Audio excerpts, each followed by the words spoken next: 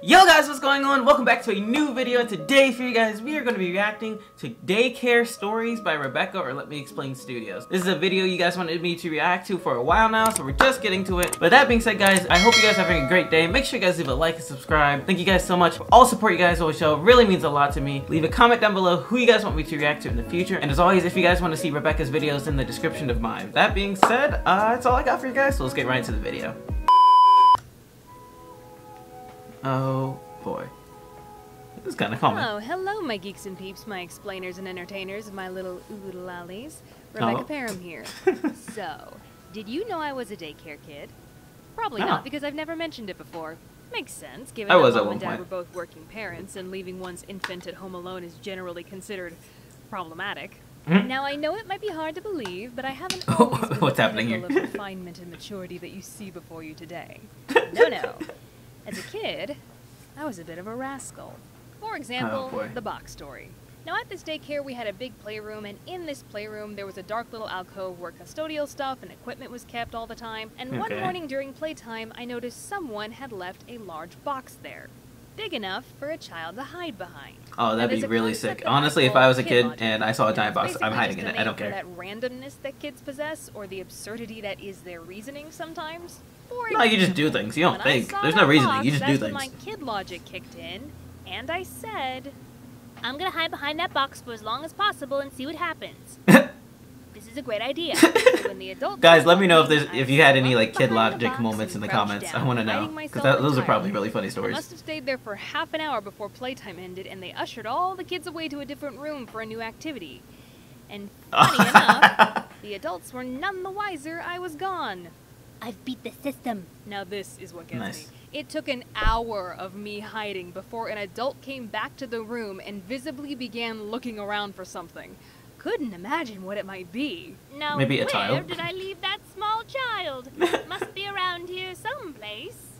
I peeked my head up over the edge of the box to watch, but that proved to be my undoing. Dang, they found you. I was spotted. I've been compromised.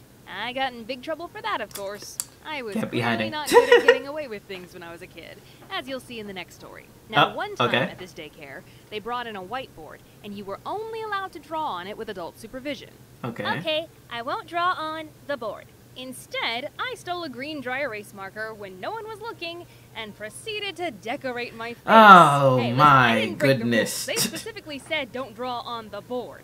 They said nothing about my face. I don't think they were thinking that, Rebecca. But was promptly spotted by an adult. Becca, did you do this to yourself? No. I said absolutely not. There's no way. Did somebody do this to you? Yes. Who did it?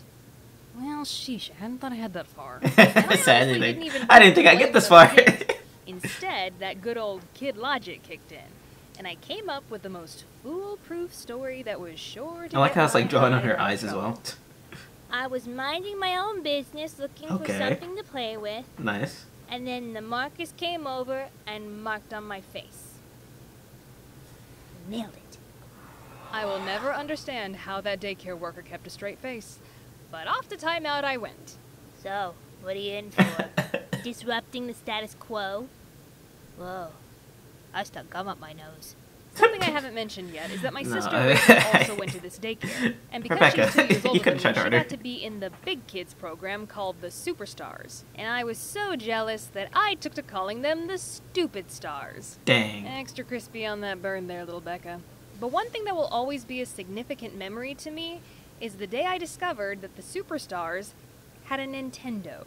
Better yet, they had Super Mario Bros. Prime Nintendo. And that, my little oodle-ollies, was the first time I ever saw a console video game. I thought I was looking at magic. And that became the only thing I ever wanted to do at playtime, was go over to the big kid area and watch them play Super Mario Brothers. Don't you dare tell me that gamers aren't real entertainers. I was watching people play video games long before 100%. the Appliers and Septiceyes and D-Pies of the world made it a thing. Nice. But when playtime was over, the daycare staff had to pry me away, kicking and screaming from that TV set.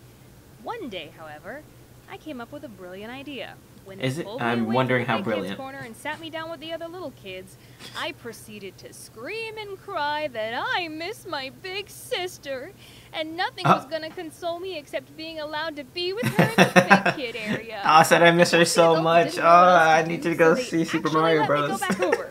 Holy Crayola, that actually worked. Sure enough, I made a beeline for the Nintendo. They probably just didn't want to hear crying all day. I'm not gonna lie.